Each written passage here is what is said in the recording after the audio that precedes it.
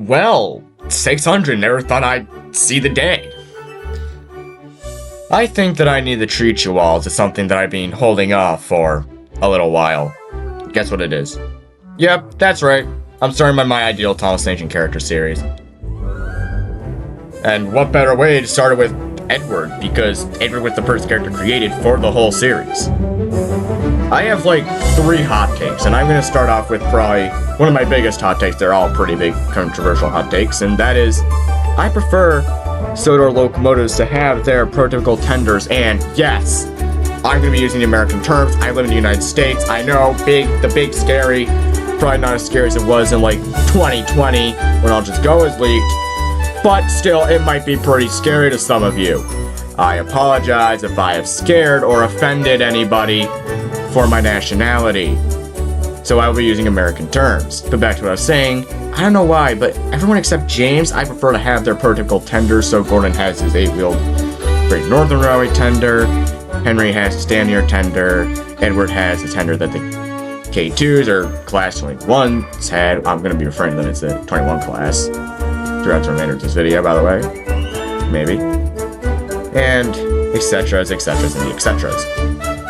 Now, I guess now I'll do a bit of a brief rundown of my story for Edward. Is that in 1900, the PK&E Light Railway, known as the Light Railway to locals, was looking for a new express passenger locomotive.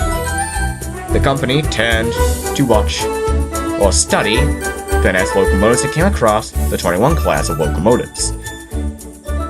Pat the First was interested, as he was CME at the time, and commissioned the creators of the 21,000 class in Glasgow to build a one-off for Sudrian use.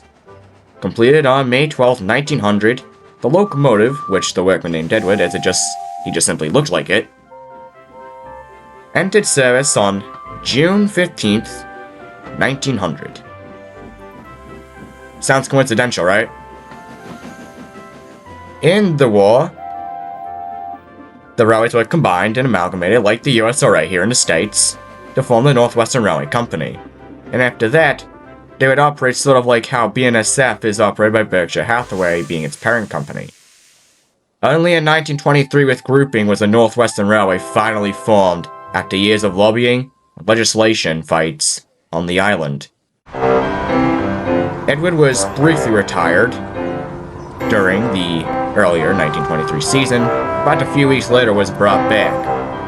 This is all by accident, however, for him being retired, as he was not meeting the criteria to be retired. Probably more on that when I get to, say, like Thomas or something. Other than that, Edward's history in the series is kind of the same. It's still all the same stuff that happened to him practically in the Railway series. A few things happened to him in the television series. The usual. And another hot take is that there's some good Thomas Nation crossovers. Some can work and some can't. One of my favorites actually has Donald Douglas. I think maybe Douglas. Teaching a Dow character, I swear, but why is it always Thomas that is the one like the best of the Soda characters interacting? If anything, since Edward's like the first character, it should really be Edward. I don't know, I just thought of that randomly. I was like, yeah, maybe I could write in a few crossovers, having Edward play a big role in them. And now here's my third hot take. 2 hot takes in a row. Goddamn. I prefer more prototypical, realistic lettering, such as the initials of the ride being on the tender for the tender locomotives and number on the cab for the tender locomotives, and it being on wherever it would be on the tank engines prototypically.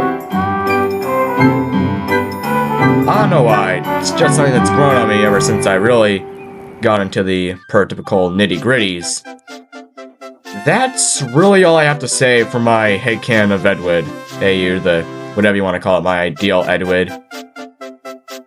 Oh yeah, the cab is not accurate, but if it works, and I'm not going to elaborate any further on this.